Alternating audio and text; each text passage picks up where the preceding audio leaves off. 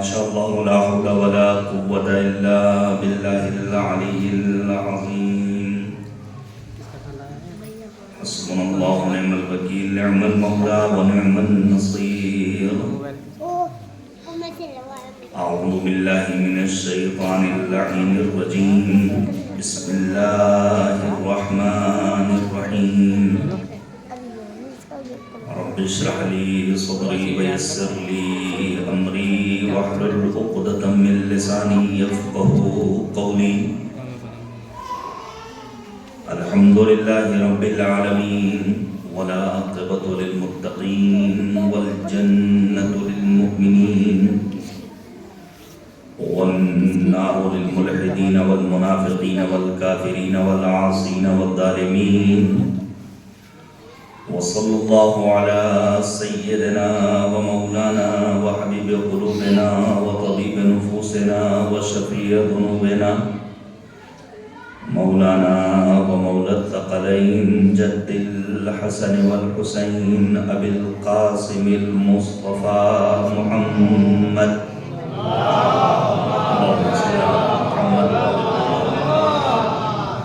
وعلى آله الأطيبين الأنجبين الأطهرين الأكرمين المعصومين المظلومين المنتخبين المنتجبين، لا سيما بقية الله الأعظم في الأراضين، روحي وارواح العالمين لإطراد مقدمه الفداء، واللعنة الدائمة الباقية على أعدائهم أجمعين من الآن إلى قيام يوم الدين، آمين رب العالمين. أما بعد فقد قال الله تبارك وتعالى في القرآن الحكيم وهو أصدق الصادقين وقوله الحق. بسم الله الرحمن الرحيم. في بيوت أذن الله أن ترفع ويذكر فيها اسمه يسبح له فيها بالغدو والآصال. صلوات عليك محمد.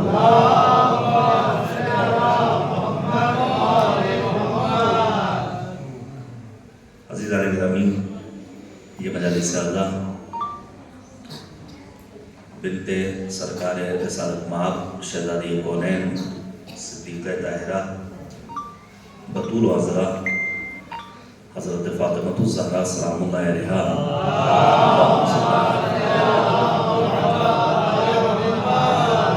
برپا کی گئی ہیں، اور شہزادی کونین کی زندگی کا لہجہ لہجہ لمحہ لمحہ ہم عشاق اہل بیت طاہرین علیہم السلام کے لیے آئیڈیل ہے، نمونہ عمل ہے اور مشعل راہ ہے۔ قرآن مجید کو پڑھیے گا تو پروردگار عالم نے خود پیغمبر آدم کے لیے اعلان کیا، لقد کان لکم فی رسول اللہ اسوۃ حسنہ، تمہارے لیے ذات پیغمبر نمونہ عمل ہے، مشعل راہ ہے، آئیڈیل ہے، اسوہ ہے۔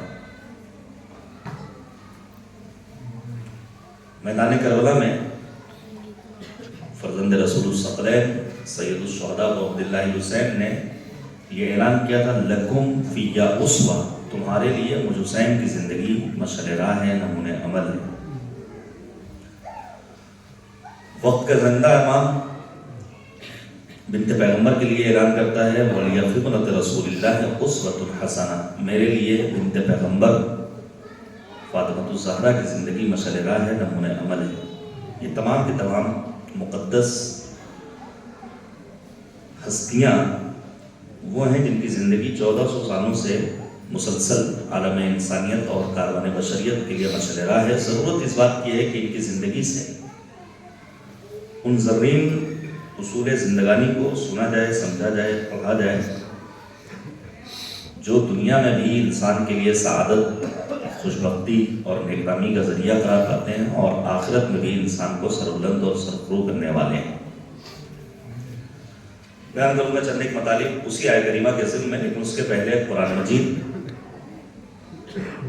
پروردگار عالم نے 1400 سال پہلے قلب پیغمبر پر نازل کیا، نزل بہ الروح الامین علی قلبک، اے پیغمبر ہم نے روح الامین جبریل امین کے ذریعے اس قرآن کو تمہارے قلب اطہر پر نازل کیا ہے۔ قرآن مجید اللہ کی وہ کتاب ہے جس کے 40 سے زیادہ نام خود قرآن میں ذکر ہے۔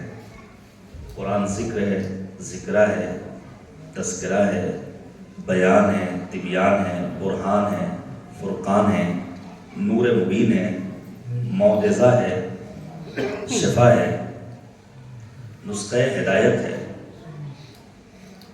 اور یہ قرآن مجید اللہ کی وہ کتاب ہدایت ہے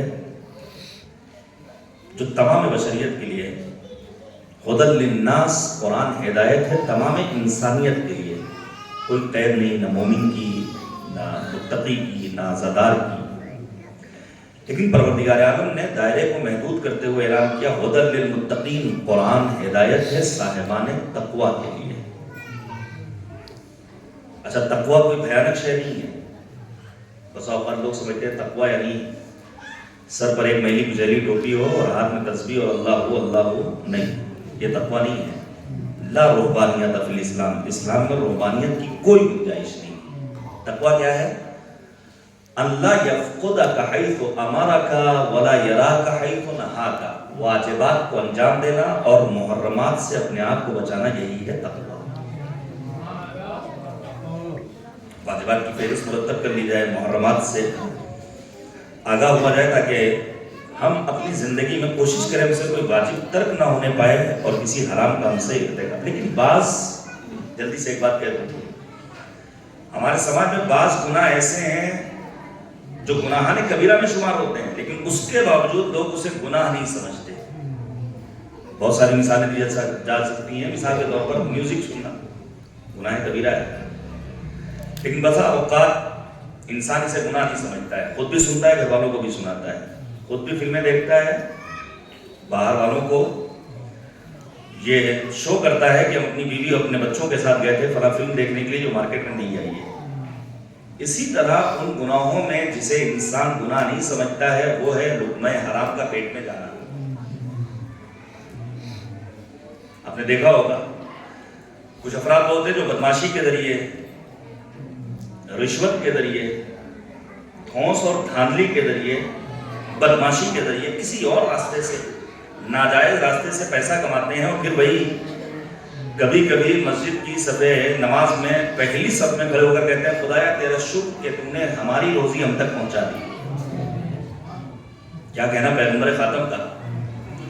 1400 سال پہلے نبی اعظم نے یہ بیان کر دیا تھا کہ کسی کو اگر اس کے ایمان کا سرٹیفکیٹ دینا ہو تو لا تنظروا الی طول رکوعہم ولا الی سجودہم، طولانی رکوع، لمبے سجدے دے کر فیصلے مت کر لینا والا مومن، بل تنظروا الی الصدق الحدیث و اداء الامانہ، یہ دیکھنا کہ سچا ہے یا نہیں، گویائی میں صداقت ہے یا نہیں، امانت دار ہے یا نہیں ہے۔ لقمہ حرام انسان کے دل کو مردہ کر دیتا ہے، وقت نہیں ہے وگرنہ میں بیان کرتا۔ پروردگار عالم نے قرآن مجید میں سورہ مبارکہ مائدہ میں 3 مرتبہ کلمہ صوت کو استعمال کیا ہے، قالون للصوت۔ ایک روایت سن لیجئے، پیغمبر خاتم حضرت محمد مصطفیٰ صلی اللہ علیہ وآلہ وسلم نبی آدم تشریف فرمائے، حذیفہ یمانی سے روایت ہے، پیغمبر کہتے ہیں کل قیامت کے دن کچھ لوگ وہ آئیں گے جو ذلیل و رسوا ہوں گے۔ سلمان بھی بیٹھے ہوں گے، سلمان نے کہا یا رسول اللہ ہوں گے کون سے ایسے لوگ؟ نبی آدم نے فرمایا یہ وہ لوگ ہوں گے جو نمازیں تو پڑھتے تھے، روزے تو رکھتے تھے، لیکن جب ان کے سامنے مال حرام پہنچتا تھا فَبَسُوا عَلَيْهِ تو اس کو پر ٹوٹ پڑتے تھے۔ تو انہوں نے جائز ناجائز حلال حرام کی پرواہ نہیں ہوتی۔ انسان کا دل مردہ ہو جاتا ہے۔ میدان کربلا میں سید الشہداء نے کیا فرمایا؟ حسین کی باتیں تمہیں سمجھ میں نہیں آئیں گی، کیوں؟ قد ملئت بطونکم من الحرام، کیونکہ تمہارے پیٹ مال حرام سے بھرے ہوئے ہیں۔ یاد رکھیے گا جب انسان لقمہ حرام کھاتا ہے تو ہو سکتا ہے اس کی اپنی زندگی میں اس کے برے اثرات نظر نہ آئیں، لیکن آئندہ آنے والی نسلوں پر بہرحال اس لقمہ حرام کے اثرات مرتب ہوں گے۔ لہذا ہمیں ہوشیار رہنا ہے۔ اب میں جلدی سے سلسلے کو آگے بڑھاؤں۔ تو لقمہ حرام سے ہمیں اپنے آپ کو محفوظ، اور لقمہ حلال اور جائز لقمے کے لیے ہمیں کیا کرنا ہے؟ محنت کرنی، مزدوری کرنی ہے. جیسے آپ حضرات ماشاءاللہ، جیسے ہمارے جوان پڑھیے قرآن مجید کو، کیا عظیم کتاب ہے قرآن مجید. بڑی سے بڑی صاحب طلب شخصیت نے اگر کوئی ناول اور کوئی ڈائجسٹ لکھا ہو، بڑی اچھی کوئی کتاب آپ کے سامنے آ جائے تو آپ ایک مرتبہ، دو مرتبہ، 4 مرتبہ پڑھیں گے، پھر آپ کو پڑھنے کا دل نہیں کرے گا. لیکن کیا کہنا کلام اللہ ہے قرآن مجید کا کہ انسان 14 صدیوں سے پڑھتا جا رہا ہے اور اسرار و رموز الہی منظر عام پر آتے جا رہے ہیں. مظلوم کربلا امام حسین نے فرمایا تھا ان القرآن ظاہرا و باطنا ولبطنہ بطن الی السبعۃ ابطن. قرآن کا ظاہر ہے، قرآن کا باطن ہے، قرآن کے باطن میں باطن پایا جاتا ہے، یہاں تک کہ قرآن مجید میں 7 بطون پائے جاتے ہیں. ایک آیت کریمہ کا فقرہ پڑھ رہا ہوں جہاں ارشاد باری تعالیٰ ہے فَلْيَنْظُرِ الْإِنسَانُ إِلَىٰ طَعَامِهِ. ترجمہ اس کا کیا ہوگا کہ انسان اپنا کھانا دیکھے. تو کیا مطلب ہے اس کا؟ کہ انسان جب دسترخوان تک پہنچے تو پہلے مینو چیک کرے، مٹن ہے، چکن ہے، روسٹڈ ہے، قورمہ ہے، سبزی ہے، شیرمال ہے، نان ہے، کباب ہے، پایا ہے، نہاری ہے. کیا مقصد یہ ہے؟ نہیں، مفسرین نے بیان کیا کہ جب انسان دسترخوان تک پہنچے اور لقمہ اٹھائے تو ایک مرتبہ غور کر لے یہ کھانا جائز ہے یا ناجائز ہے، حلال ہے یا حرام ہے. جب کھانا کھانے کا ارادہ کرے تو ایک مرتبہ غور کر لے کہ پڑوس میں کوئی یتیم سستیاں تو نہیں لے رہا ہے، کوئی بھوکا تو نہیں ہے، کوئی پریشان حال تو نہیں. یاد رکھیے گا دنیا کے عام مسلمانوں میں اور ہم مومنین میں زمین و آسمان کا فرق ہے. 60 ملین افراد وہ ہیں اور بچے وہ ہیں جو پرائمری اسکول میں بھوکے پیٹ جا رہے ہیں. غزہ بھوک سے تڑپ رہا ہے. ہم اور آپ یہ کہہ رہے ہیں ہم سے کیا مطلب، ہم نے اور آپ نے غدیر کو محدود کر دیا، ہم سمجھتے ہیں غدیر یعنی علی علی. یاد رکھیے گا غدیر تنہا اعلان ولایت کا نام نہیں ہے، راستہ کھلا. بعد شہادت امیر کائنات جب حسنین کریمین دفن کر کے آ رہے ہیں، گوشے سے گریہ وزاری کی آواز آ رہی ہے. شہزادے متوجہ ہوئے، کیا دیکھا؟ ایک مفلوق الحال، پریشان حال، جو نہ چل سکتا ہے، نہ دیکھ سکتا ہے، نہ بیٹھ سکتا ہے، نہ اٹھا سکتا ہے. کیوں پریشان ہو؟ کہا آنے والا آتا تھا اپنے ہاتھ سے لقمے کھلاتا تھا. کہا نہیں آئے گا، میرے بابا تھے، ضربت لگی، شہید ہوئے، دفن کر کے آ رہے ہیں. اس کا مطلب یہ ہوا غدیر تنہا مرکز اعلان ولایت نہیں بلکہ غدیر نام ہے مظلوموں کی پناہ گاہ. غدیر نام ہے سماج کے دبے کچلے افراد کی پناہ گاہ. لیکن کبھی کبھی ہمارے سماج میں جب کار خیر کا نمبر آتا ہے تو قرآن کہتا ہے 3 طرح کے افراد ہیں. سنیے گا یہ باتیں بہت اہم ہیں. کچھ افراد وہ ہیں جن کو کار خیر سے الرجی ہے. کیا مطلب؟ جیسے مروان کہتا تھا میں خانہ کعبہ تک جاتا تو ہوں لیکن مجھے طواف کرنا پسند نہیں. اسی طرح سماج میں کچھ افراد ہوتے ہیں جنہیں کار خیر سے الرجی ہوتی ہے. سارے امکانات فراہم ہیں، مسجد موجود ہے، وضو کے لیے پانی موجود ہے، لائٹ، پنکھا، بجلی، اذان کی آواز پہنچ رہی ہے، لیکن نماز پڑھنے سے الرجی ہے. قرآن کہتا ہے اشحۃ للخیر. بعض افراد وہ ہیں جن کے لیے قرآن مجید نے کہا کہ کار خیر میں رکاوٹ بنتے ہیں. سورہ مبارکہ قلم کو پڑھیے گا، بڑا عظیم سورہ ہے جہاں اعلان قدرت ہے. اے پیغمبر 9 طرح کے افراد کا اتباع مت کیجیے گا. فلا تطع المکذبین حماز مشاء بنمیم. پھر جو تعبیر استعمال کی مالک نے مناع للخیر معتد اثیم. اے پیغمبر جھوٹوں کی پیروی مت کیجیے گا، جھوٹی قسم کھانے والوں کی پیروی مت کیجیے گا. اے پیغمبر ان کا اتباع مت کیجیے گا جو کار خیر میں رکاوٹ بنتے ہیں. اچھا کار خیر میں رکاوٹ مطلب کیا ہوا؟ مثال کے طور پر مجلس شروع ہو چکی ہے، 4 دوست ایک ساتھ گھر سے نکلے اور ایک نے کہا چلو چلتے ہیں فرش اعظم پر، دوسرے نے روک لیا ہمارا رکو ابھی تو فضائل چل رہے ہیں. یہ کار خیر میں رکاوٹ بن رہا ہے انسان. بالکل اسی طرح جیسے مثال دوں، آپ کے یہاں کوئی صاحب قرآن مجید کی تعلیم دے رہے ہیں. قرآن مجید کی تعلیم کے عوض آپ بچوں کی فیس کے عنوان سے ان صاحب کو جو معلم قرآن 500 روپے مہینے میں دیتے ہیں. میں بہت زیادہ بتا رہا ہوں، یہاں 50 روپے نکلنا مشکل ہے. ایک مرتبہ آپ کے ذہن میں آیا 500 روپے کی اوقات کیا ہے، ذرا بڑھا دیتے ہیں. دوسرے نے کہا ریٹ خراب مت کرو. یہ جو ریٹ خراب مت کرو کہہ رہا ہے، یہ گویا کار خیر میں رکاوٹ بن رہا ہے.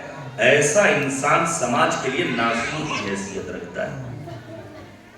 اس کے برخلاف تیسری قسم جس کے لیے قرآن نے اعلان کیا انہم کانوا یسارعون فی الخیرات، کچھ وہ لوگ ہیں جو کار خیر میں سبقت کرتے ہیں، دوڑ جاتے ہیں، پھر انہیں اس کی پرواہ نہیں ہوتی کون کیا کہے گا. پھر وہ ہوتے ہیں ان کا رب ہوتا ہے. اور یہ سورہ انبیاء کو مالک نے ایک ایسے خانوادے کا قصیدہ پڑھا جہاں فیملی ممبرز کی تعداد فقط 3 عدد، جناب زکریا ہیں، ان کی زوجہ ہیں، جناب یحییٰ ہیں، لیکن پروردگار عالم کو ان کی ایک ادا اتنی پسند آئی کہ اللہ اس خانوادے کا قصیدہ پڑھ کیا پورے زمین پر فقط ایک خانوادہ جو کار خیر میں سبقت کرنے والا نہیں، مدینہ شہر اور گھر ہے علی و بطول کا. وہی جذبہ ہے جو جذبہ جناب زکریا اور جناب یحییٰ کے، حتیٰ کھانے کے لیے کھانا نہیں ہے. جب پیغمبر خاتم نبی آدم مسجد میں بیٹھے ہوئے ہیں، آنے والا آتا ہے کوئی جو مجھے کھانا کھلائے، ہے کوئی جو مجھے لباس پہنائے، ہے کوئی جو مجھے زیادہ سفر دے. نبی آدم نے اصحاب سے پوچھا کسی کے گھر میں کچھ ہے؟ کوئی نہیں اٹھا سوائے امیر کائنات کے. امیر المومنین اپنے گھر کے دروازے پر پہنچے، اس سائل کو لے کر دب الباب کیا. شہزادی کونین نے بڑھ کر استقبال کیا. بنت پیغمبر کچھ ہے؟ کائلا قوت عشیہ، بس اتنا کھانا ہے کہ ایک کمسن بچے کا پیٹ بھر جائے. اب آپ سنیے گا، امیر المومنین فرماتے ہیں زہرا جو کھانا ہے وہ دے دو، مجھے شرم محسوس ہوتی ہے کہ میرے دروازے پر کوئی آئے اور خالی ہاتھ واپس جائے. تبھی تو شاعر نے کہا 14 صدیوں سے بھکاری ہے زمانہ اس کا، پھر بھی خالی نہیں ہوتا ہے خزانہ اس کا. صلوات بھیجیے گا محمد.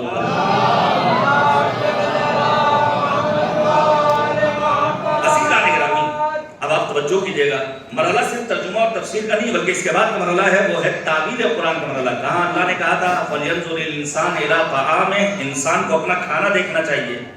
مفسرین نے بیان کیا انسان جب لقمہ اٹھائے تو مطلب غور کر لے کوئی بھوکا تو نہیں، کوئی پریشان حال تو نہیں. اس کے بعد کا مرحلہ ہے تعبیر قرآن کا. سنیے گا، ہم اور آپ بسا اوقات رنگین پوسٹر دیکھ کر کے، مولوی صاحب کے القاب اور خطابات دیکھ کر کے دوڑ جاتے ہیں نام حسین پر. پانچویں امام نے فرمایا فَلْيَنْظُرِ الْإِنسَانُ إِلَىٰ مَنْ يَتَعَلَّمْ عِلْمَهُ. بات کھانے کی ہو رہی. امام پنجم نے تعبیر قرآن میں عیسائی کریمہ کی کیا فرمایا؟ انسان کو دیکھنا چاہیے وہ تعلیم کس سے حاصل کر رہا ہے.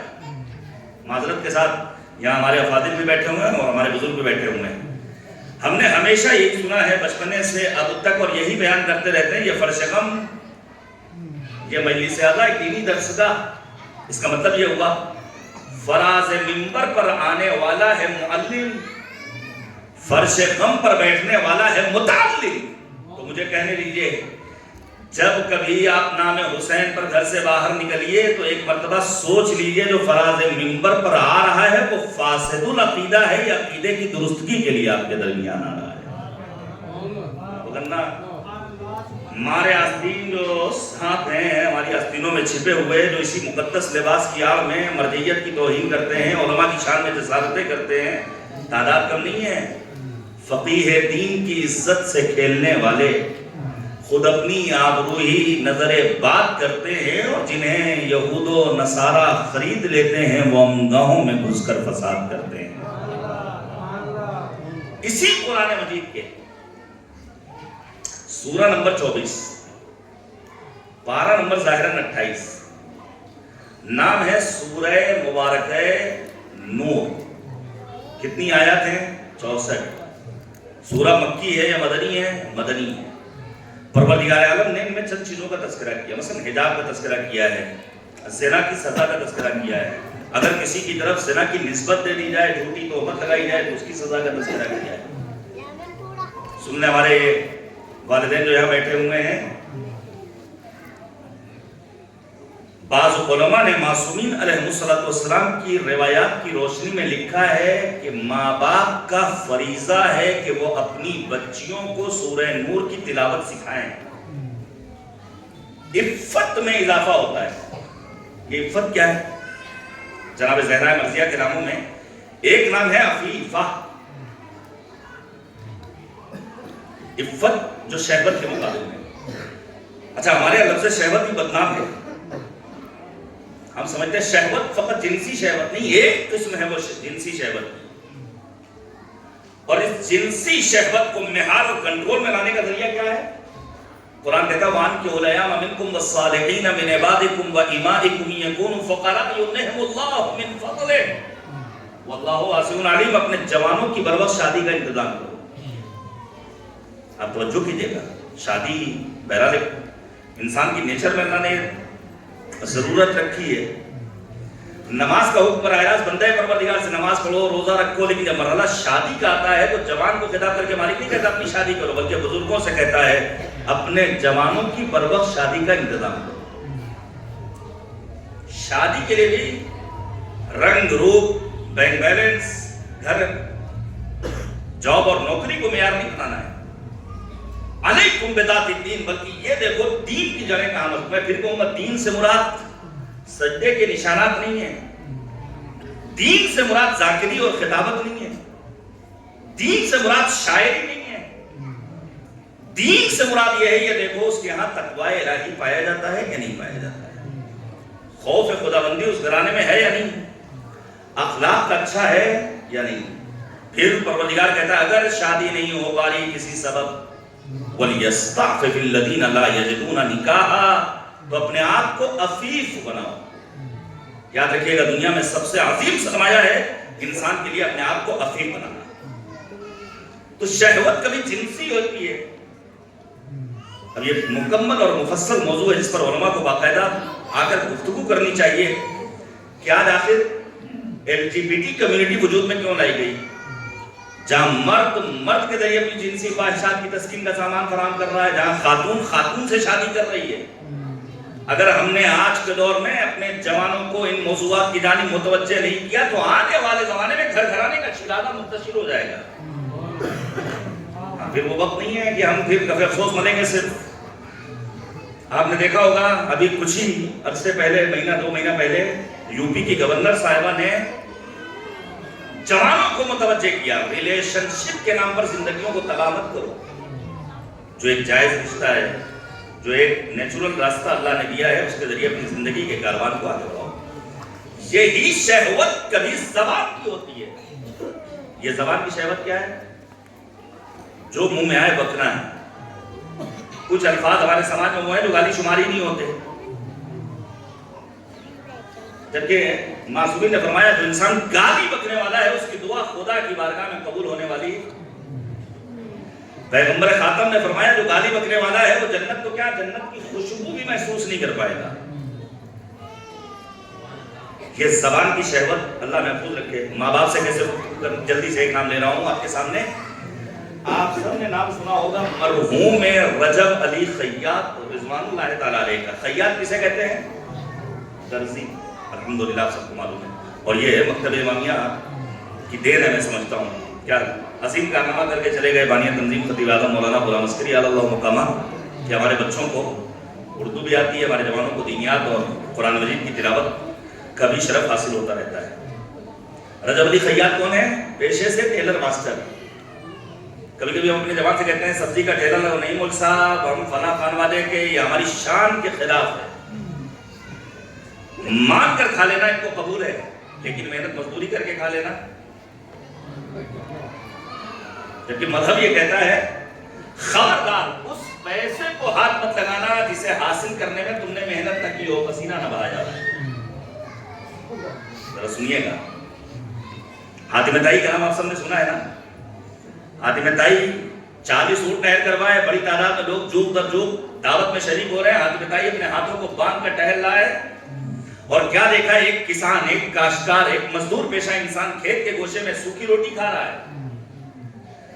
حاتم طائی نے اس سے کہا کیا تمہیں خبر نہیں 40 اونٹ بڑی تعداد میں لوگ پہنچ رہے ہیں؟ دیکھیں کتنا غیرت مند بے ساختہ کہتا ہے مجھے حاتم طائی کے تر لقموں کی پرواہ نہیں، مجھے وہ لقمہ عزیز ہے جو میں اپنے قوت بازو سے اپنا پسینہ بہا کر حاصل کرنے والا ہوں۔ اب آپ سنیے، رجب علی خیاط پیشے سے درزی، چشمہ برزخی اللہ نے دے رکھی، کیا عظیم شخصیت جناب ہے۔ اچھا یہ چشمہ برزخی ملی بھی کیوں؟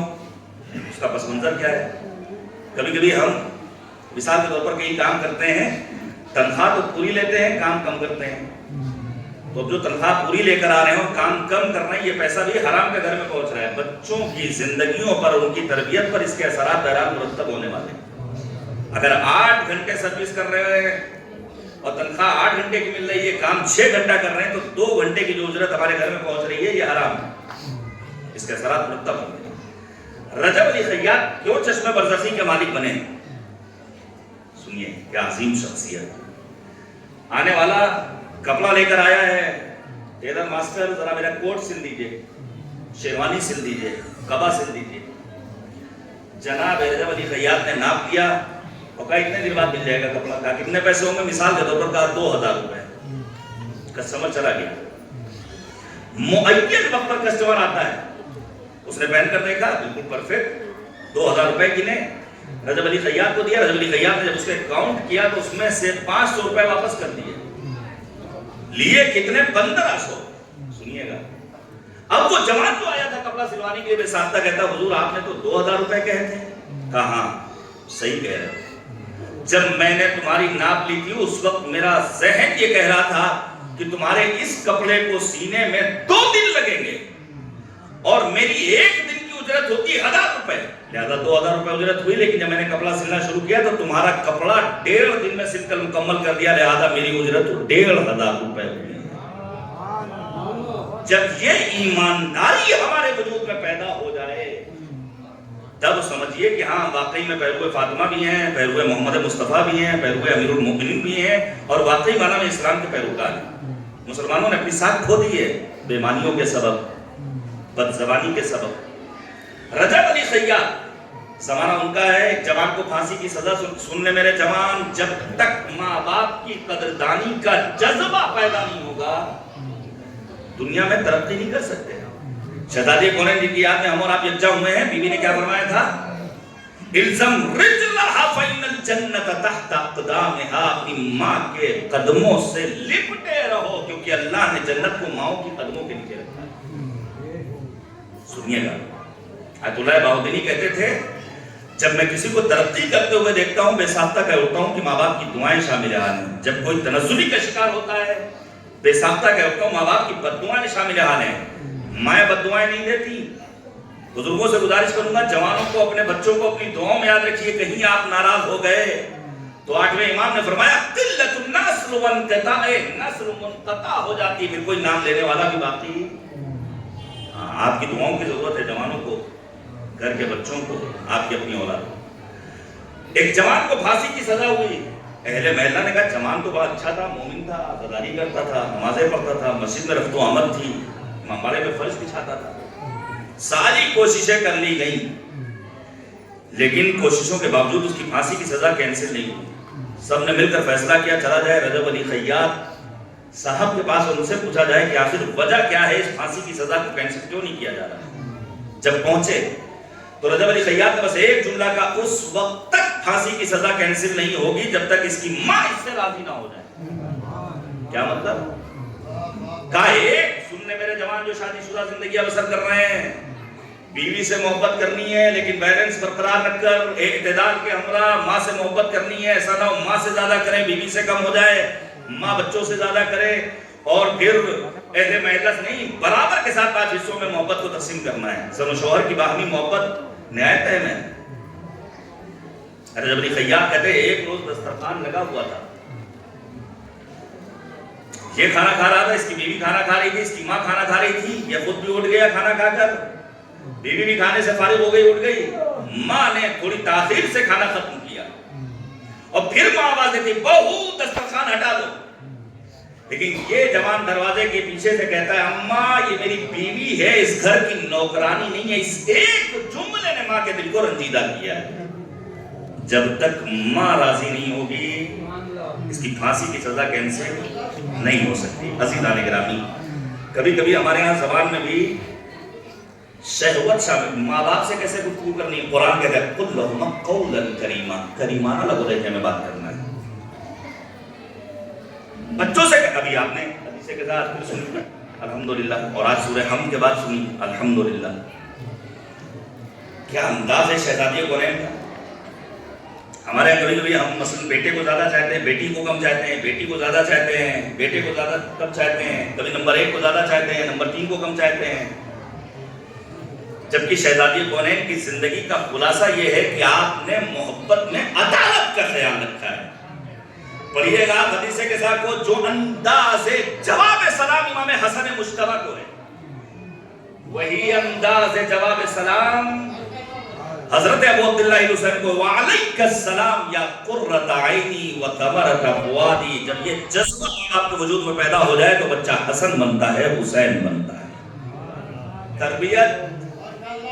تربیت آ کے جگاتی ہے لہو کے جوہر، جیسی ہو ماں اسی انداز کا ہوتا ہے پسر.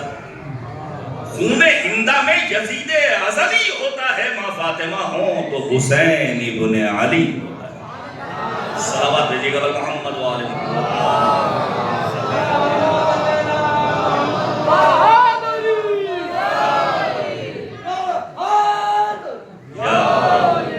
ایک مل جل کر صلوات بھیجیے گا محمد و آل محمد.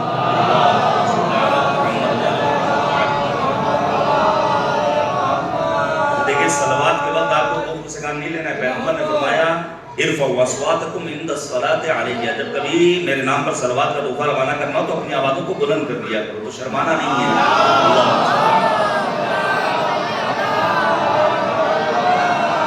ایک روایت یاد آ گئی، سن لیجیے. یہ ان جوانوں کے لیے پیغام ہے جن کے مزاج میں تلخی پائی جاتی ہے. تلخی کچھ ہوتے ہیں نا، کچھ جوان، کچھ ہمارے سماج کے افراد جو ذرا کڑوے ہوتے ہیں، کڑوے، تلخی پائی جاتی ہے.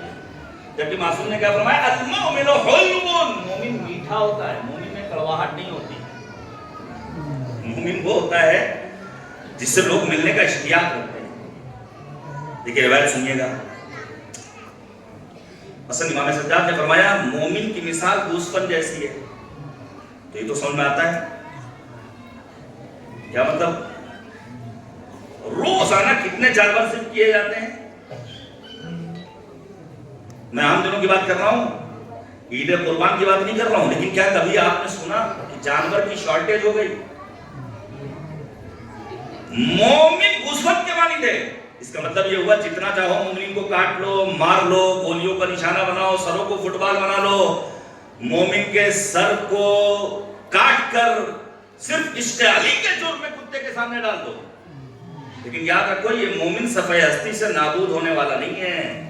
یہی وجہ ہے تمام تر بندشوں کے باوجود 14 صدیوں سے شیعت کا پرچم افق عالم پر آفتاب عالمتاب بن کر چمک رہا ہے.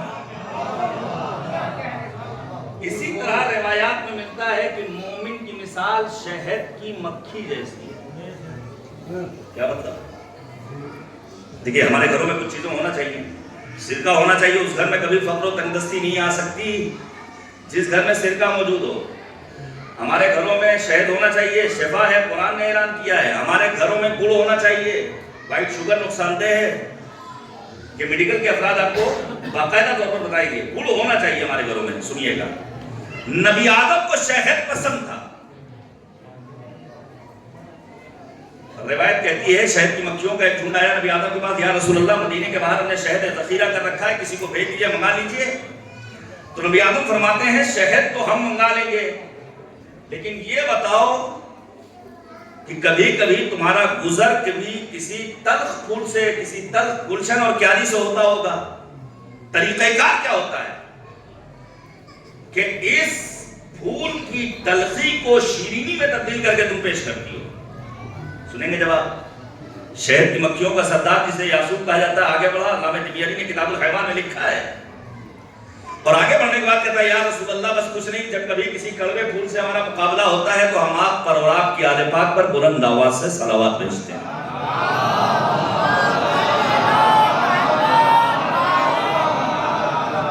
اگر کبھی کسی مومن جوان کے مزاج میں تندی یا تلخی ہو تو اسے کچھ نہیں کرنا ہے، بس کہنا ہے اللہم صلی علی محمد و آل محمد. یہ تلخی شیرینی میں تبدیل ہو جاتی ہے.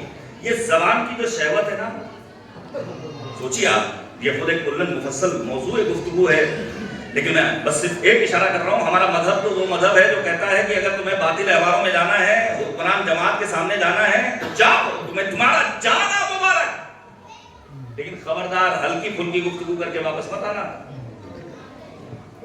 قولوا قولا سدیدا، ٹھوس بولنا، اپنے موقف کو واضح کر کے آنا. سلام ہو رہبر انقلاب، مرد علی قدر، وقار تشیع، آبرو اسلام، فرزند زہرائے مرضیہ جناب آیت اللہ عظمیٰ سید علی خامنئی پر، جنہوں نے دشمن شناسی کا وہ ہنر دکھایا جس کا درس بنت پیغمبر نے 1400 سال پہلے دیا تھا. سختی سے منع کیا تھا امیر المومنین کو خطاب کر کے میرے گھر میں میرے جنازے میں فلاں فلاں شریک نہ ہو. وہی دشمن شناسی کہ جب شرم الشیخ میں دنیا کے مسلم حکمران جماعت نام نہاد منافقین ٹرمپ کی خوشامد گوئی کر رہے تھے، نوبل پرسکار کا مطالبہ کر رہے تھے، اس موقع پر سید علی خامنئی کا جملہ ذہنوں میں گردش کر رہا تھا کہ میں تو ڈونلڈ ٹرمپ کو جواب کے لائق نہیں سمجھتا. عزیزان گرامی، ہمارا مذہب تو وہ مذہب ہے جو کہتا ہے کہ اگر قبرستان بھی جا رہے ہو تو وہاں گفتگو کے آداب کی رعایت کرو. یاد رکھیے جب قبروں پر جایا کیجئے کبھی بھی قبروں پر، قبرستان رفت و آمد رہنا چاہیے، ہفتے ہفتے نہیں، جب توفیق مل جائے. دعا قبول نہ ہو تو مذہب کہتا ہے زیر قبہ امام حسین اپنے دست سوال کو دراز کرو، پروردگار نے گارنٹی لیے تمہاری دعا کو قبول کرے گا. اجابت الدعا تحت قبۃ. اسی طرح مذہب کہتا ہے، معصومین نے فرمایا دعا قبول نہیں ہو رہی ہو تو جاؤ ماں باپ کی قبروں پر فاتحہ خوانی کرو، خدا کی بارگاہ میں دعا کرو، دعا قبول ہوگی. سن لیں آل سعود وہابیت کے پیروکار، یاد رکھو تم ہمیں توحید کا درس نہیں دے سکتے. ہم نے توحید کا درس قرآن سے لیا، اہل بیت سے لیا، صدیقہ طاہرہ کے خطبہ فدق سے لیا. تمہاری توحید میں اور ہماری توحید میں بنیادی فرق ہے. ہماری توحید با ولایت ہے، تمہاری توحید بے ولایت.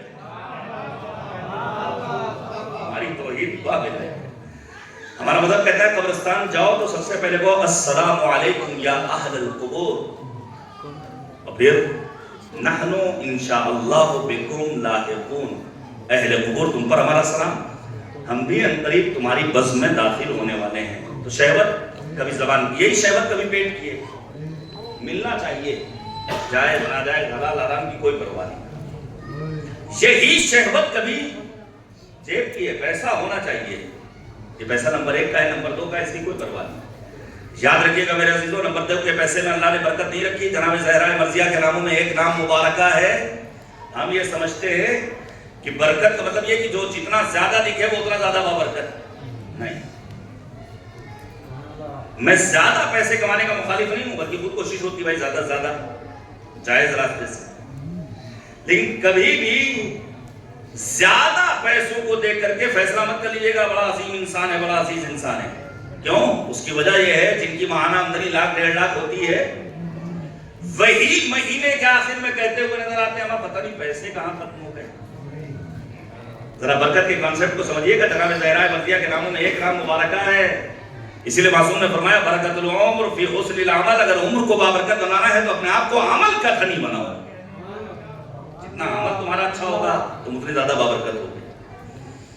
سنیے گا، کبھی آپ نے کسی مولوی صاحب کو یہ کہتے ہوئے سنا، باغیرت مولوی صاحب کو؟ میں بے غیرتوں کی بات نہیں کر رہا ہوں، ہاں میں بے حیا افراد کی بات نہیں کر رہا ہوں، میں کمرشل اور پروفیشنل افراد کی بات نہیں کر رہا ہوں.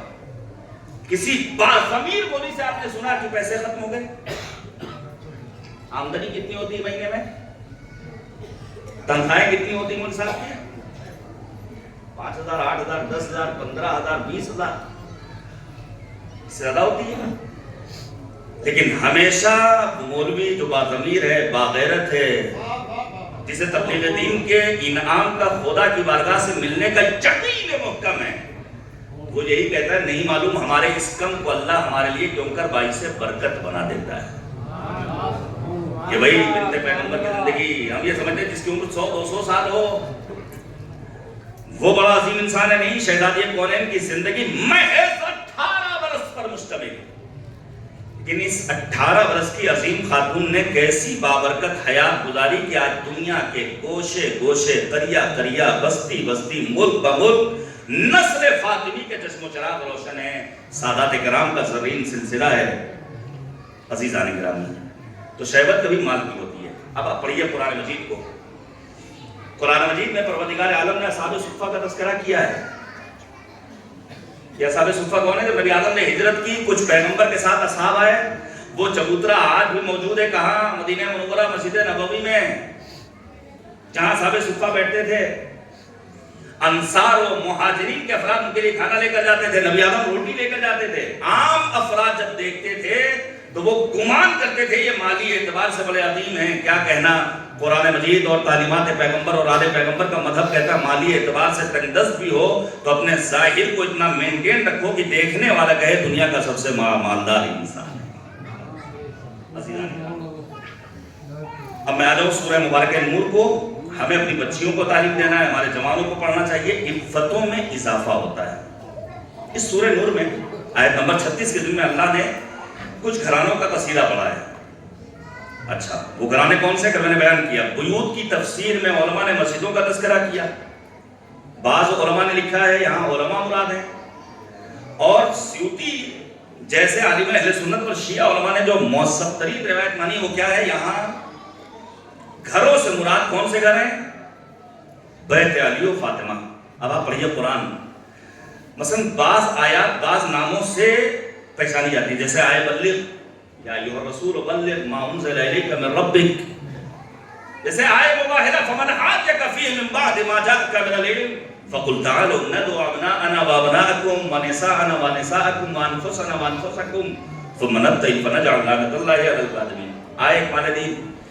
اسی طرح بعض احادیث ہیں, سنیے گا, جو اپنے مخصوص ناموں سے پہچانی جاتی ہیں. جیسے حدیث ثقلین, شیعہ سنی سب نے لکھا, انی تارک فیکم الثقلین کتاب اللہ وعطرتی اہل بیتی ما ان تمسکتم بہما لن تضلوا بعدی ولن یفترقا حتی یرد علی الحوض. جیسے حدیث منزلت انت منی بمنزلت ہارون من موسیٰ الا انہ لا نبی بعدی. ہم اور آپ کہاں پڑھتے ہیں دعائے میں دعا میں امیر المومنین کی عظمت و منزلت کا تذکرہ کیا. انہی احادیث میں ایک حدیث جو ہم اور آپ پڑھتے ہیں وہ ہے حدیث سد الابواب. کیا مطلب بتائے گا کوئی جوان؟ یہ حدیث سد الابواب کیا ہے؟ نبی آدم جب ہجرت کر کے پہنچے ہیں, سنیے گا کیا کہنا, قدرت کا انتقام, قدرت کا انتظام. پیغمبر خاتم نے پہلے تو مسجد بنائی, اور اسلام کی سب سے عظیم مساجد میں دوسرے نمبر پہ ہے مسجد نبوی. میں نے کل بیان کیا, ایک رکعت کے عوض 10,000 رکعت کا ثواب. اور اسی مسجد کے پاس نبی آدم نے اپنی ازواج کے لیے کمرے بنائے, اور ایک گھر بنایا امیر کائنات, امیر المؤمنین, یعصوب الدین, امام العارفین, سید الزاہدین, مولا الموحدین, علی بن ابی طالب اور حضرت فاطمہ الزہرا سلام اللہ علیہا کے لیے.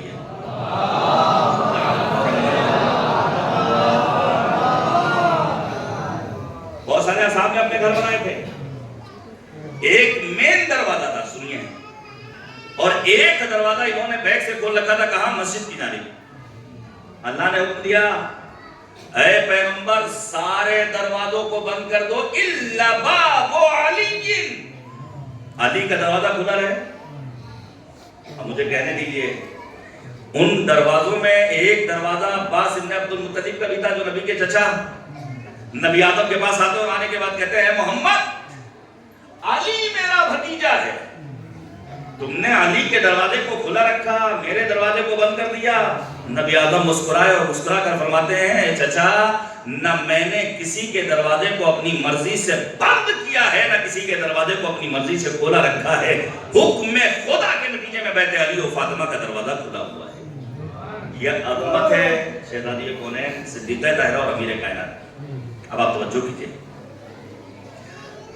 یہاں ہوں گے ایسے افراد جو حج کرنے گئے ہوں گے, عمرہ کرنے گئے ہوں گے. اللہ ہم سب کو توفیق دے انشاءاللہ. یاد رکھیے گا بغیر حج کیے دنیا سے نہیں جانا ہے انشاءاللہ. عموماً ہمارے یہاں حج کا تذکرہ نہیں ہوتا, ہم یہ سمجھتے ہیں حج فقط سنیوں سے مخصوص ہے. نہیں, ہمیں اور آپ کو حج کے لیے اللہ کی بارگاہ میں دعا کرتے رہنا چاہیے. ماہ مبارک رمضان کی دعاؤں میں ایک دعا جو بار بار معصومین نے بیان کی ہے, ان میں ایک دعا کیا ہے, پروردگارہ ہمیں حج کی توفیق دے. جب آپ حج کرنے جائیے تو آپ کو نظر آئے گا کہ مسجد نبوی کے اطراف میں توسیع کے نام پر ساری عمارتوں کو توڑا جا رہا ہے. نہ جانے کتنے ہوٹلز گرا دیے گئے، نہ جانے کتنے گھر گرا دیے گئے، نہ جانے کتنے قدیمی آثار گرا دیے گئے۔ اب مجھے چاہے وہ دور بنی امیہ کا رہا ہو، چاہے دور بنی عباس کا رہا ہو، چاہے سلطنت عثمانی کا دور رہا ہو، چاہے آج آل سعود کا دور ہو، یہ قدرت کا انتظام یا قدرت کا انتقام کہ سارے کے سارے گھر ختم ہو گئے، لیکن جس گھر کو نبی آدم پیغمبر خاتم نے علی اور فاطمہ کے لیے بنایا تھا وہ گھر آج بھی اپنی جگہ پر موجود ہے۔ میں جلدی سے آپ کے سامنے پیش کر دوں عظمت صدیقہ طاہرہ کو ذرا سا سمجھ لیجئے، کیا عظیم ہستی بنت پیغمبر کی گلشن بہار پھول صبا فاطمہ کے نام، گلشن بہار پھول صبا فاطمہ کے نام، کوثر کی وادیوں کی ہوا فاطمہ کے نام، جنت کی ساری آب و غذا فاطمہ کے نام، کیا شے زمین عرش اولا فاطمہ کے نام، ہر ملک ہر زمین و زماں فاطمہ کے ہیں، کیسا فدق یہ دونوں جہاں فاطمہ کے ہیں، ہر ملک ہر زمین و زماں فاطمہ کے ہیں، کیسا فدق یہ دونوں جہاں فاطمہ کے ہیں، یہ آفتاب و چرخ و قمر فاطمہ کے ہیں، تارے تمام زیر نظر فاطمہ کے ہیں، گلشن تمام سارے شجر فاطمہ کے ہیں، یہ سارے پھول سارے ثمر فاطمہ کے ہیں، جاری ہی سے آب و غذا کا نظام ہے، بے حب فاطمہ اسے چھونا حرام ہے۔ ہمارا تو فیصلہ پہنچے بارگاہ صدیقہ طاہرہ بنت پیغمبر شجنت المصطفیٰ ام ابیہا کف سید الاولیاء حضرت فاطمہ الزہرا سلام اللہ علیہا کی بارگاہ اقدس تک۔ اب آپ توجہ کیجئے گا،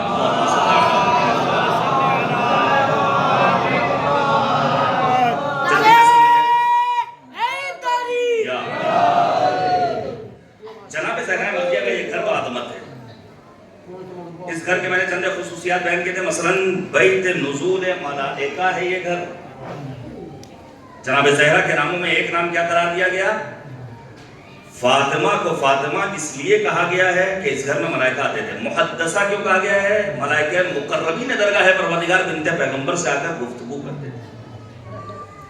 اس گھر کے اہم امتیازات اور خصوصیات میں سے ایک یہ ہے کہ یہ گھر تولہ کا مرکز بھی ہے اور تبرہ کا مرکز بھی ہے۔ سنیے گا، میں پھر کہوں گا ہمارے یہاں پڑھنے کا شوق نہیں ہے۔ ایک اہل سنت اسکالر گزرے ہیں، نام ہے ان کا نیاز فتح پوری صاحب۔ انہوں نے کتاب لکھی جس کا نام قرار دیا خلافت و امامت۔ البتہ وہ مضامین کا مجموعہ ہے۔ ایک غیر مسلم نے امیر المومنین کی خلافت کو لے کر حق پر مبنی تحریر شائع کی، اس کے بعد اہل سنت علماء نے تحریریں لکھی۔ شیعہ علماء میں جو تحریر آئی وہ سید العلماء جناب مولانا علی نقی نقن صاحب اللہ دعوت ذرا کی تحریر آئی۔ انہی تحریروں میں ایک تحریر آئی جناب مولانا ابوالکلام آزاد صاحب۔ سنیے، ابوالکلام آزاد سیاسی قد کتنا بلند اور بڑا تھا، جو ہمارے بزرگ ہیں انہوں نے بہرحال ان کے بارے میں بہت کچھ سنا ہوگا، پڑھا ہوگا۔ علمی اعتبار سے بھی ابوالکلام آزاد صاحب کوئی چھوٹے موٹے انسان نہیں تھے۔ حتیٰ تفسیر قرآن کے باب میں مجال قدر جناب آیت اللہ عظمیٰ شیخ ناصر مکارم شیرازی نے ابوالکلام آزاد صاحب کی رائے کو معتبر مانا ہے۔ ابوالکلام آزاد صاحب نے جو مضمون لکھا اس کا عنوان کیا قرار دیا؟ تولہ اور تبرہ۔ یہ بات ہم پھر وہی عرض کریں گے۔ ظاہر ہے اگر ہمارا مرجع یہ کہہ رہا ہے کہ سنی ہمارے نفس و جان، یہ کوئی جذبات میں آیا ہوا جملہ نہیں ہے، یہ خطیب کی خطابت کا جذباتی جملہ نہیں ہے، یہ ایک حکیم کا حکمت آمیز جملہ ہے۔ البتہ اس کا یہ مطلب نہیں کہ ہم غدیر کو چھوڑ دیں، سقیفہ کو اختیار نہیں، ڈیڈ لائن ہماری غدیر ہے۔ ہم نے مولا کہاں سے لیا ہے؟ میدان غدیر سے۔ ہم نبی آدم کی سنت و سیرت پر عمل کرنے والے ہیں۔ نبی کی سنت میں اعلان ولایت ہے، غدیر ہے، سقیفہ کا وجود نہیں ہے۔ یاد رکھیے گا، جہاں سنت پیغمبر کے مقابلے میں کوئی چیز آئے وہ بدعت ہوتی ہے۔ سقیفہ بدعت ہے، غدیر سنت ہے۔ اب میں ایک بات بیان کر دوں، بعض علماء اہل سنت نے امیر المومنین اہل بیت طاہرین حتی صدیق طاہرہ کے سلسلے میں وہ جملے لکھے ہیں جو عام شیعوں کے بس کی بات نہیں ہے. دعوے ہم چاہے اتنے بڑے کر لیں. مثلا امام نسائی شہید راہ ولایت ہیں, سنی عالم ہے, اب اس کی پوری داستان ہے. مثلا سیبوت ابن جوزی عالم اہل سنت ہیں, سنیں گے انہوں نے اپنی کتاب تذکرۃ الخواص میں کیا لکھا. یہ لکھتے ہیں کہ اگر بعد رسالت مآب علی مرتضیٰ نہ ہوتے تو بندوں کو اصول دین کے جزیات کا علم نہ ہوتا. اور پھر انہوں نے لکھا اگر بعد علی مرتضیٰ علی ابن الحسین زین العابدین نہ ہوتے تو بندگان خدا کو خدا سے گفتگو کرنے کا سلیقہ نہ ملتا. یہ ایک عالم ہے سنت نے آگے بڑھی ہے. ابن ابی الحدید معتزلی سنی عالم شارح نہج البلاغہ, لیکن مولانا مودودی نے شیعہ مانا ہے صرف کس لیے؟ اس لیے کہ عشق عالمی میں ڈوبا ہوا انسان. ابن ابی الحدید امیر المومنین کے اتنے سرسخت عاشق تھے کہ لکھتے ہیں اگر مدینے کے سارے مسلمان ایک طرف علی تنہا ایک طرف, تب بھی میں یہ اعلان کروں گا علی حق کے ساتھ ہیں, حق علی کے ساتھ ہیں. ایک طویل فہرست ہے, ایک طویل فہرست ہے. ایسے علماء اہل سنت اور دانشور حضرات کی آپ پڑھ لیجیے. پروفیسر خسرو قاسم صاحب کو علی گڑھ مسلم یونیورسٹی میں ابھی بھی وہ پروفیسر ہیں, اللہ ان کو اچھا رکھے, سنی ہے لیکن عاشق مولا کے اہل بیت اطہار علیہ السلام. تولا اور تبرہ کا مرکز بیت فاطمہ. اب جو ابو الکلام آزاد صاحب نے تولا اور تبرہ کا معنی بیان کیا وہ سن لیجیے, بات کو آگے بڑھا دوں. وہ کہتے ہیں تولا یعنی اچھوں کو اچھا کہا جانا, اور تبرہ یعنی بروں کو برا. یہی تو ہم بھی کہتے ہیں. اب آپ انصاف سے بتائیے اگر کسی خائن کو امین کہا جائے تو امین کو کیا کہا جائے گا؟ اگر کسی بزدل کو شجاع کہا جائے تو شجاع کو کیا کہا جائے گا؟ اگر کسی جھوٹے کو سچا کہا جائے تو سچے کو کیا کہا جائے گا؟ تو مجھے کہنے دیجئے اگر کسی فرار کو کرار کہا جائے تو حیدر کرار علی مرتضیٰ کو کیا کہا جائے؟ صلوات دیجئے گا پر محمد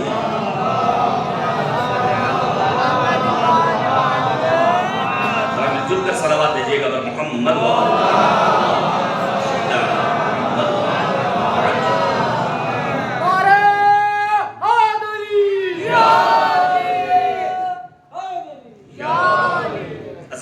تولا اور تبرہ کا مرکز ہے بیت فاطمہ. یہ گھر وہ گھر ہے جس کو لیے کہا گیا یہ دارالعبادہ ہے. میں گزارش کروں گا دیکھیے مسئلہ شریف سن لیجیے. مرنا تو ہم سب کو ہے نا. سورہ انبیاء میں مالک کہتا ہے وَمَا جَعَلْنَا لِبَشَرٍ مِّن قَبْلِكَ الْخُلْدَ أَفَإِن مِّتَّ فَهُمُ الْخَالِدُونَ. اے پیغمبر ہم نے آپ کو بھی ابدی حیات کا مالک نہیں بنایا ہے, ایک نہ ایک دن آپ کو بھی مالک کی بارگاہ میں جانا ہے. تو مرنا تو ہے. ہمارے ہاں کچھ مسائل شرعی کی رعایت نہیں کی جاتی. ظاہر مرنا ہے اور موت کی شدت کو اگر آپ کو دیکھنا ہے سورہ کہف پڑھیے گا. پڑھیے آپ قرآن, کیا واقعی میں لذت محسوس ہوتی ہے. مالک نے جو تعبیر استعمال کی ہے سورہ مبارکہ کہف میں وہ ہے سکرۃ الموت, کہ نبی آدم کی زندگی کا آخری لحظہ. اور پیغمبر آدم کبھی اٹھتے ہیں, بیٹھتے ہیں, کبھی پانی کا مطالبہ کرتے ہیں. کسی نے پوچھا یا رسول اللہ خیریت کا؟ قد جاءت سکرۃ الموت, یہ مدہوشی کی کیفیت. اور وہ تعبیر مالک نے استعمال کی موت کے لیے جو شدت عذاب کو بیان کرنے والی سورہ مبارکہ حج کی آیت نمبر 2 کو پڑھیے گا. سکارا کی تعبیر استعمال کی پروردگار نے. یہ موت کی سختی کو کم کرنے کے لیے چند چیزوں کو ہمیں اور آپ کو انجام دینا ہے. ان میں پہلی چیز جو واجب ہے وہ کیا ہے؟ جب کوئی انسان حالت اقتدار میں ہو تو ہمیں اور آپ کو کیا کرنا ہے؟ اسے قبلہ رخ لٹانا ہے. تو کبھی کبھی گھر میں اگر کوئی انسان مر رہا ہے تب تو ہم یہ کام کر لیتے, لیکن اگر ہاسپٹل میں کوئی انسان جا رہا ہے تو ہم سوچتے نہیں بھائی ہاسپٹل کا عملہ ناراض ہو جائے گا.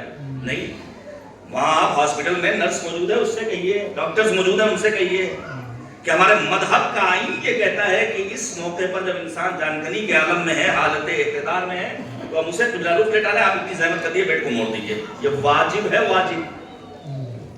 سنیے گا. اسی طرح موت کی سختی کو کم کرنے کے لیے اور کیا چیز ہے؟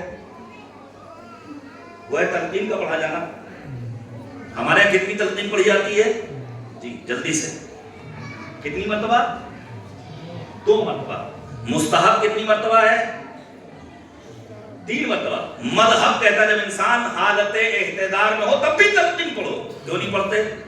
ان کو تو اردو آتی ہے، عربی کا نہیں. یہی تو صدقہ ہے محبت محمد اور آل محمد کا. جب انسان اس طرح سے وابستہ ہو جاتا ہے تو زبان کے حدود ٹوٹ جاتے ہیں، انسان عربی بخوبی سمجھنے لگتا ہے. ان چیزیں واجب ہیں. ان واجبات میں سب سے پہلے غسل ہے. غسل بھی آب سر، آب کافور، آب خالص، کفن ہے، قنوت ہے، پھر نماز ہے. اچھا نماز میں بھی تکبیریں 5 عدد ہیں. یہ 5 تکبیریں کیوں ہیں؟ شاید اس لیے کہ مرنے والا وہ ہے جس کا تعلق پنجتن پاک علیہ السلام سے تھا. اس کے بعد کیا منزل ہے؟ دفن. میں آپ کے سامنے فقریہ کہہ رہا ہوں. کبھی کبھی ہم مولوی بھی احساس کمتری کا شکار ہوتے ہیں، ماما نہیں لگاتے ہیں، قوم کیا کہے گی، لوگ کیا کہیں گے، ہوتا ہے نا. کبھی کبھی کچھ ہمارے برادران اپنی آئیڈینٹی چھپاتے ہیں. ایسا حلیہ بنا لو کہ پتہ ہی نہ چلے مسلمان ہے کہ غیر مسلم. نہیں، فخریہ کہیے کہ ہم مسلمان ہیں. ابھی آپ نے دیکھا نیو یارک میں جو میئر جیتا ہے اس نے ہر جگہ پر یہی کہا میں مسلم ہوں مسلم ہوں. اس نے اپنی آئیڈینٹی چھپائی نہیں ہے. یہ دور شیعت کی ترائی کا دور ہے. اتنا گولڈن پیریڈ شیعت کا کبھی نہیں آیا، اسلام کا نہیں آیا. عزیزان گرامی، جو دفن کا طریقہ مذہب اسلام میں ہے کسی اور مکتب، کسی اور آئین، کسی اور دھرم میں نہیں ہے. جا کر کے دیکھ لیجیے. کہیں جلایا جا رہا ہے، کہیں جنازے کو پہاڑ کی چوٹی پر رکھ دیا جاتا ہے. کس لیے؟ تاکہ گیت اور جانور آئے کھا جائیں. کہیں جانور کہیں ٹکڑے ٹکڑے کر دیا جاتا ہے اعضائے بدن کا مرنے والے کے. کس لیے؟ تاکہ کھانے والے جانوروں کو کھانے میں آسانی ہو. کیا کہنا مذہب اسلام کا کہ اس نے دفن کا وہ تصور دیا جو فضا کے لیے بھی مناسب ہے، جو ہم لوگوں کے لیے بھی مناسب ہے، انسانیت کے لیے بھی سازگار ہے. عزیزان گرامی، اسی طرح مستحب ہے جب انسان دنیا سے رخصت ہونے والا ہو، حالت اقتدار میں ہو، تو اسے کہاں ٹرانسفر کیا جائے؟ گھر کے اس گوشے میں جہاں وہ بندگی پروردگار کرتا تھا. اس لیے علماء کہتے ہیں گھر کا ایک گوشہ عبادت کے لیے مخصوص ہونا چاہیے. بیت فاطمہ دار العبادہ ہے. دلیل کیا ہے؟ شہزادی کونین ہمارے یہاں شادی کی رات کیا ہوتا ہے؟ میں مجبور ہوں کہنے کے لیے، لیکن اب باتیں بالکل کھل کر پڑھنے کا وقت آ گیا ہے. اور میرا یہ خاصہ ہے، ہمارے یہاں کیا ہوتا ہے؟ شادی کی پہلی رات دولہا دلہن کی نماز قضا ہو جاتی ہے. ظاہر ہم نے گھر کا نقشہ ایسا بنایا ہے، کہاں نہائیں گے، کیا کریں گے. کیا کہنا عظمت فاطمہ الزہرا کا. پہلی رات جب بیت امیر المؤمنین میں بنت پیغمبر بیاہ کے گئی ہے تو فرماتی ہے ابو الحسن اے امیر المؤمنین کیا بنام، میں چاہتی ہوں گھر کے ایک حصے کو عبادت سے مخصوص کیا جائے. نحن نعبد فی هذه اللیلہ، آج کی رات ہم مکمل اللہ کی بندگی میں بسر کرتے ہیں. اب سوچئے اب ایسی زندگی میں برکت ہوگی یا نہیں ہوگی؟ شادی کی پہلی رات عبادت ہے پروردگار، بندگی ہے پروردگار. عبادت پروردگار کا عالم یہ ہے کہ عصر جمعہ شہزادی کونین اپنے بچوں کو اکٹھا کرتی تھیں اور فرماتی تھی میرے بابا رسول خدا نے فرمایا ہے کہ جب کوئی انسان اس عصر جمعہ کے وقت خدا کی بارگاہ میں دعا طلب کرتا ہے تو پروردگار دعاؤں کو قبول کرتا ہے. شہزادی کونین شب قدر کی آمد کے موقع پر دن میں بچوں کو سلا دیتی تھی. کس لیے؟ صرف اس لیے تاکہ جب شب قدر کی منزل آ جائے تو ہمارے بچے رات بھر اللہ کی بندگی کر سکیں. کون سی رات؟ وہ ایک رات جس میں اللہ کی بندگی کا ثواب گویا 80 برس کی عبادت کا ثواب. ایک رات 1000 مہینوں سے بہتر. جب نبی خدا پیغمبر اعظم نے فرمایا بنی اسرائیل کے کچھ لوگ تھے جو 1000 مہینے جہاد کرتے تھے، اللہ کی بندگی کرتے تھے. کچھ مسلمانوں نے کہا یا رسول اللہ کاش اللہ ہمیں بھی اتنی توفیق دیتا. اسی موقع پر اعلان قدرت ہوا، اے پیغمبر ان کے درمیان اعلان کر دیجئے اگر 1000 مہینوں کی عبادت کا ثواب حاصل کرنا ہے تو شب قدر میں اللہ کی بندگی کریں. رات ایک ہوگی، ثواب 1000 مہینوں کے برابر ملے گا. صلوات بھیجیے گا پر محمد ہے.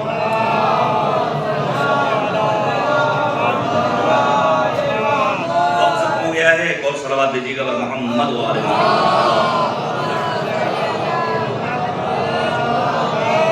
یہیں پر بات کو ختم کر رہا ہوں. کل مجلس ٹھیک 7:30 بجے شروع ہو جائے گی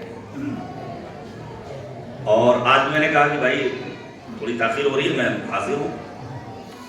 تو کوشش کیجیے گا، چونکہ میری ٹرین ہے، مجھے واپس جانا ہے، کہ میں 7:45 بجے ممبر پہ بیٹھ جاؤں انشاءاللہ العزیز۔ یہ آپ یقین مانیے کل کی خبر نہیں ہے، پل کی خبر نہیں ہے، یہ توفیق الہی ہے۔ زہرائے مرضیہ کی یاد میں، پہلو شکستہ فاطمۃ الزہرا کی یاد میں ہمارا اور آپ کا یکجا ہونا یہ توفیق الہی کے بغیر ممکن نہیں ہے۔ دنیا کی بہت ساری قومیں آپ نے دیکھا ہوگا، انہیں پاس و لحاظ نہیں ہوتا، شہادت کے ایام ہیں، غم کے ایام ہیں، نبی آدم کی اکلوتی بیٹی کی شہادت کا مرحلہ ہے، کہیں شادی ہو رہی ہے، کہیں ڈانس ہو رہا ہے، کہیں ڈی جے بج رہا ہے۔ یہ امتیاز ہے مکتبہ اہل بیت کا، خانوادہ رسالت مآب کے چاہنے والوں کا، جہاں خوشی کا بھی خیال رکھا جاتا ہے، غم کا بھی خیال رکھا جاتا ہے۔ میں پیش کروں گا مصائب کے چند ایک فقرات اور بات کو پائے تکمیل تک پہنچاؤں گا۔ خداوند کریم کی بارگاہ میں دعا گو ہوں، پروردگار ہماری اس عبادت کو قبول فرمائیں، ہمیں کوئی غم نہ دے سوائے غم اہل بیت اطہار علیہم السلام کے۔ مہاراجہ نے بڑی محنت کی ہے اس فاطمیہ کو زندہ کرنے کے لیے، قربانیاں دی۔ مہاراجہ اعظم کی تاکید خود مہاراجہ اعظم آپ سوچئے تقریباً 100 برس کے ہیں، جناب آیت اللہ العظمہ وحید خراسانی حفظہ اللہ خود جلوس میں شامل ہوتے ہیں، بہت سارے مہاراجے، ریور انقلاب کی تاکیدات۔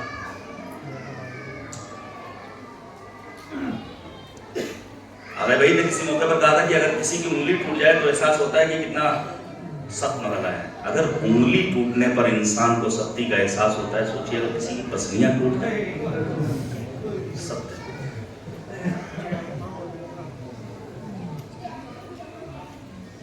اس گھر کے جنازے سارے کے سارے بڑی محرومیت کے جنازے ہیں۔ ہمارے اب یہ کام مومن گزر جائے تو بستی میں کوئی اپنے گھر میں نہیں بچتا، ہر ایک کوشش کرتا ہے کہ اپنے آپ کو کہاں پہنچا دے، قبرستان تشییع جنازہ میں شامل ہوتا ہے، تسلیت اور تعزیت کے فقرات ادا کرتا ہے۔ پیغمبر اعظم کے جنازے میں 11 سے 13 افراد کی تعداد ذکر ہوئی ہے، بانی اسلام، محسن اسلام۔ آنے والے نام نہاد مسلمانوں نے امیر المومنین سے شکوہ کیا تھا، علی نے دفن پیغمبر میں جلد بازی سے کام لیا۔ مولا فرماتے ہیں اپنے آپ سے سوال کرو کہاں رہ گئے تھے، میں نے اپنی ذمہ داری کو پورا کیا ہے۔ بعد رحلت پیغمبر خاتم جو دوسرا جنازہ، وہ جنازہ کسی اور کا نہیں سوائے بنت پیغمبر شہزادی کونین کے۔ اچھا جنازہ بھی کیا جنازہ ہے، میں کیسے پیش کروں؟ علماء نے لکھا ہے ناحلۃ الجسم باقیۃ العین کالشبہ، عجیب تعبیر ہے۔ شہزادی کونین کا جسم گھل گیا تھا، مسلسل گریا کرتی رہتی تھی، حتیٰ بعض علماء نے لکھا ہے کہ ہڈی کے ڈھانچے کے سوا کچھ اور نہیں بچی تھی بنت پیغمبر۔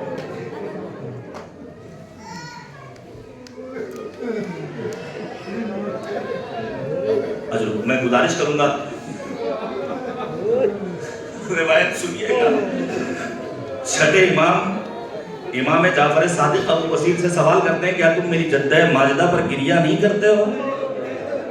ابو بصیر نے اپنا رومال نکالا اور پیش کیا، فرزند رسول یہ دیکھیے آنسوؤں سے تر ہے۔ امام صادق فرماتے ہیں ابو بصیر ایسے نہیں، میری جدہ مظلومہ پر ایسے گریہ کرو جیسے ایک ماں اپنے جوان بیٹے کے جنازے پر گریہ کرو۔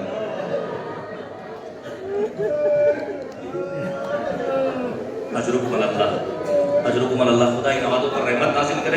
چند جملے سن لیجیے، جناب زہرائے مرضیہ کا میں تذکرہ کروں گا۔ اس کے بعد کا جنازہ امیر المومنین کا جنازہ ہے، فاتح خیبر علی مرتضیٰ کا جنازہ، وہ بھی مظلومیت کا جنازہ ہے۔ اٹھایا کس نے؟ امام حسن اور امام حسین نے، شب کی تاریکی میں دفن کیا گیا ہے۔ اس کے بعد کا جنازہ تاریخ بشریت کا اکلوتا جنازہ جو گھر سے گیا بھی گھر واپس بھی آیا۔ گھر سے گیا ہے تو کفن سفید تھا، گھر واپس آیا ہے تو کفن خون آلود، سمجھ گئے؟ یہ صرف اکبر امام مجتبیٰ کا جنازہ۔ اس کے بعد کا جنازہ، وہ جنازہ بھی کیا جنازہ ہے، اس کے لیے امام پنجم نے فرمایا ہمارا السلام مجد مظلوم حسین ابن، جن کے جنازے کو گھوڑوں کی ٹاپوں سے اتنا پامال کیا گیا کہ خود بھی زینب نہ پہچان سکی، آنتا تھی کیا تمہیں بھیا حسین ہو، کیا تمہیں ماں جائے حسین؟ اجرکم اللہ۔ سن لیجیے، آیت اللہ میلانی کے پاس ایک جرمنی کی فیملی آتی ہے، میاں بیوی ہے، ایک بچی ہے، اور آنے کے بعد یہ فیملی کہتی ہے کہ ہم شیعہ ہونا چاہتے ہیں۔ آیت اللہ میلانی نے سوال کیا وجہ؟ کہا اس کی وجہ یہ ہے کہ میری بچی کا ایکسیڈنٹ ہو گیا تھا، پسلیاں ٹوٹ گئی تھی، دنیا کے جتنے بڑے سے بڑے ڈاکٹرز تھے، میں پھر گزارش کروں گا اس فرش غم پر آئیے تو اپنے جسمانی اور روحانی امراض کی شفایابی کے لیے دعا کیجئے. بحق سیدہ فاطمہ پروردگار شفا عطا کرنے والا ہے. کچھ ایسا نہیں جو یہاں سے نہ ملے. وہ جرمنی باپ کہتا ہے میری بیٹی کی پسلیاں ٹوٹی، دنیا کے بڑے سے بڑے ڈاکٹرز کو دکھایا، سب نے کہا لا علاج ہے مرض. جب تک بچی زندہ رہے گی ایسے ہی بستر پر پڑی رہے گی. وہ کہتا ہے تھک ہار کے ہم جرمنی واپس آ گئے. ہمارے گھر میں ایک ایرانی خاتون خدمت کرتی تھی جس کے بارے میں ہمیں نہیں معلوم تھا. اس نے کہا دیکھو سارے ڈاکٹرز کو تو نے دیکھ لیا، ایک نسخہ ہم بتاتے ہیں. کہا فیس کتنی ہوگی؟ کہا کچھ نہیں، بس تمہیں یہ کرنا ہے اپنی بیٹی سے کہو بستر پر لیٹے لیٹے تمہاری بیٹی یا زہرا یا زہرا.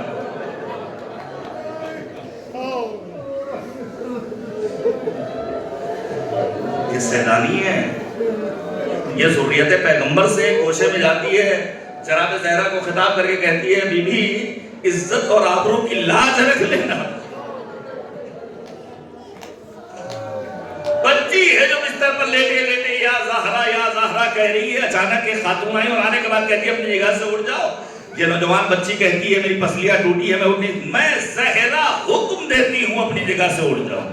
اب آپ سوچئے جو فاطمہ دوسروں کے ساتھ اتنی مہربان ہوں، اسی فاطمہ کے چشم و چراغ بادے کربلا دیار بدیار بے مقنع و چادر کوفہ و شام کا بازار و دربار. اجرکم اللہ. بس میں نے ختم کر دیا. ایک روایت سن لیجئے. نبی آدم مسجد میں تشریف فرمائے ہیں، اصحاب موجود ہیں، اذان کا وقت پہنچ چکا ہے. مؤذن اسلام جناب بلال کو آنے میں تاخیر ہوئی. بس میں نے ختم کر دیا. جناب بلال کو آنے میں تاخیر ہوئی. جب جناب بلال پہنچے نبی آدم نے سوال کیا بلال کہاں رہ گئے تھے؟ جناب بلال کہتے ہیں یا رسول اللہ جب میں مسجد کی طرف آ رہا تھا میرا گزر بیت فاطمہ سے ہوا، میں نے فاطمہ کے گھر سے رونے کی آواز سنی، اجازت لے کر پہنچا، دیکھا بچہ رو رہا ہے، فاطمہ چکیاں چلا رہی ہیں. اس موقع پر میں نے آپ کی بیٹی فاطمہ الزہرا سے کہا دو کام ہیں، بچے کو خاموش کرانا یا پھر چکی چلانا ہے بنت پیغمبر. ایک کام میں کر لوں، ایک کام آپ کر لیجئے. میں چکی چلا لوں، ہاں بچے کو خاموش کرا لیجئے. میں بچے کو خاموش کرا دوں، ہاں چکی چلا لیجئے. آپ کی بیٹی فاطمہ نے فرمایا اے نابابا کے صحابی بلال، بچہ مجھ سے مانوس ہے، میں بچے کو خاموش کراتی ہوں، آپ چکی چلائی. یا رسول اللہ آپ کی بیٹی فاطمہ کے گھر چکی چلا کر آ رہا ہوں. پیغمبر نے آواز دی رحمتہ فرحمک اللہ، اے بلال تم نے میری بیٹی فاطمہ پر رحم کیا، اللہ تم پر رحمتوں کا نزول کرے. نبی آدم کی دوربین نگاہیں دیکھ رہی تھی یہی میری بیٹی فاطمہ در و دیوار کے درمیان، اور ایسی زخمی ہوگی کہ آواز دے گی یا فزت و خدینی قد قتلا.